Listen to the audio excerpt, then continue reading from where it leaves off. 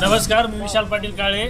आज अखिल भारतीय मराठा महासंघाच्या वतीने पैठण पंचायत समिती कार्यालय येथे आम्ही आंदोलन यासाठी उभारला आहे की गेल्या 2-3 वर्षापासून शेतकऱ्याचे विहिरीचे असेल, गोठ्याचे असेल अनुदान पडत नाही किंवा हे ASTS करण्यासाठी देखील इंजिनियर लोकांनी पैसे खाल्ले, त्यानंतर बिल अपलोड करण्यासाठी देखील वेगळे पैसे खाल्ले।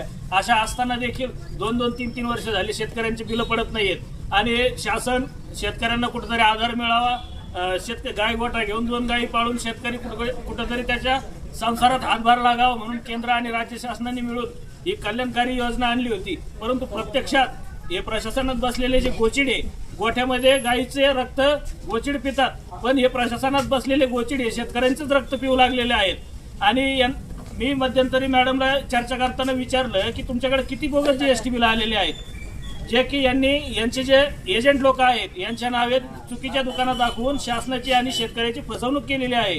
तर मी म्हणलं तुम्हाला जर GST नंबर टाकायचा ऑप्शनच नाही तर तुम्ही शेतकऱ्याकडून GST बिल घेतले कशाला? कारण गोठा कंप्लीट झालाय की नाही याच्यासाठी तुम्ही जिओ टॅगिंगचे फोटो घेता, विहीर कंप्लीट झाली की नाही याच्यासाठी फोटो घेतात आणि गोठ्यासाठी 5-5 हजार रुपये शेतकऱ्यांकडून घेतले व विहिरीसाठी 20-20 हजार रुपये घेतले। एवढं करूनही यांचं पोट भरत नाहीये, तर आता बिल काढण्यासाठी सुद्धा पैशांची मागणी होतीये।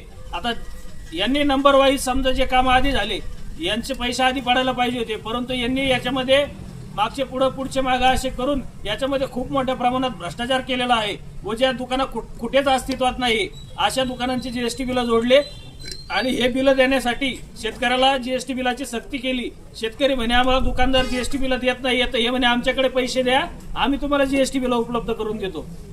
आणि अशा प्रत्येक विभागातून प्रत्येक इंजिनियरनी व यांच्या अधिकाऱ्यांनी हे संगनमत करून लाखो करोडो रुपयांचा घोटाळा या गाय गोठा आणि विहिरीच्या योजनेमध्ये केलेला आहे।